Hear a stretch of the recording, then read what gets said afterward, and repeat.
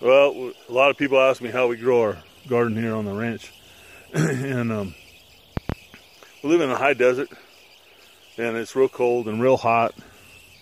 And it's real rocky ground and not a lot of good soil. And we live right on the edge of a tree line in the shade of a mountain and in the pine trees. So I got tired of things getting broke and destroyed and having to buy new stuff all the time and mess with it. So this is what I came up with. It's pretty much hassle-free.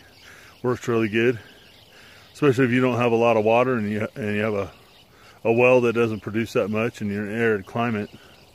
It works real good. So anyway, if you're gonna plant tomatoes, you want to put them about every 7 feet apart, 7 or 8 feet. I put mine 8 feet apart, and you can see them on that dingy looking pipe over there, 7, 8 foot apart.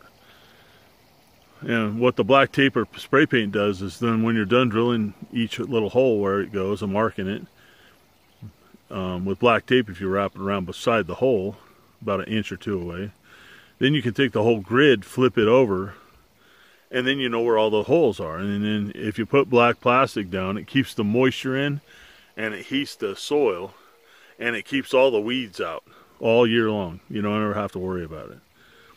You don't have to weed, you don't have to do anything. And then every place there's a black piece of black tape, you know there's a hole there, you cut a little hole in the plastic so you can plant your plant like this, see? And then you hook a garden hose to your grid and hook it to your water faucet. Now me, I've got 4 grids. So I have a timer for 4 different grids, and it waters 3 times a day, 10 minutes each time for each grid. That way it doesn't overload the system, you know what I mean? You can only run so much at once. So that's the way that works. I got a timer, I got 4 different grids, and it waters 3 times a day. 3 zones, 3 times a day. 10 minutes each time, 6 in the morning, at noon, and then about 6 o'clock in the evening. And so I've got this one, it waters it, and then the next one, and then the one way over there. And I've got cabbage, and I've got zucchini and, you know, squash plants and cucumber plants over on that one because they take up a lot of space. And then I've got another one here at the back. I know you can't see it, but and they haven't turned. They're just now starting to leaf out. But I've got grape plants and blackberry vines and red raspberries, and then I've got some, I don't know, different spices.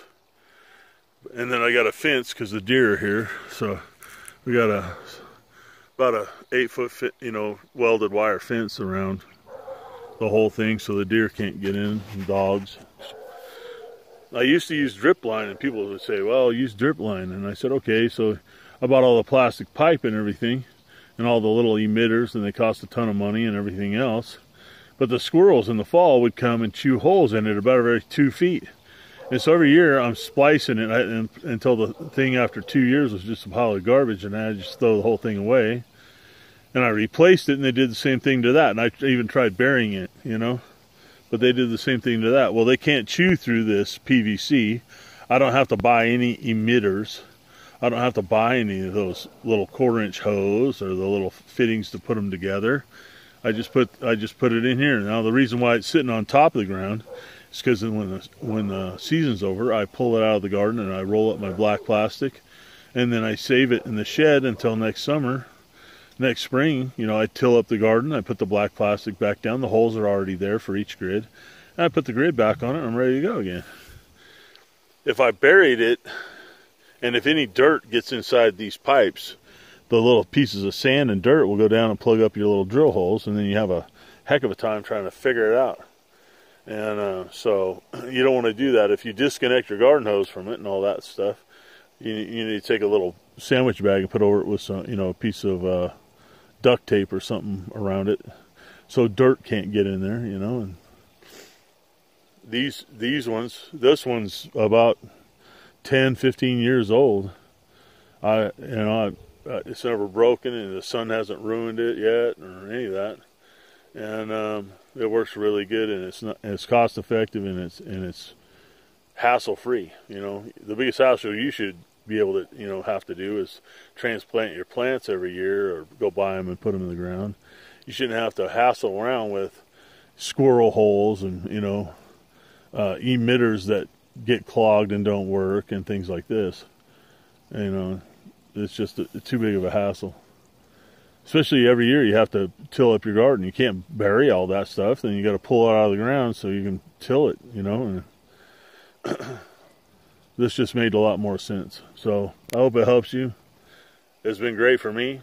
It's hassle free. As soon as I set it up, you know, I don't have to do anything to it, and I can go on vacation, whatever else. I come back, my garden's just fine.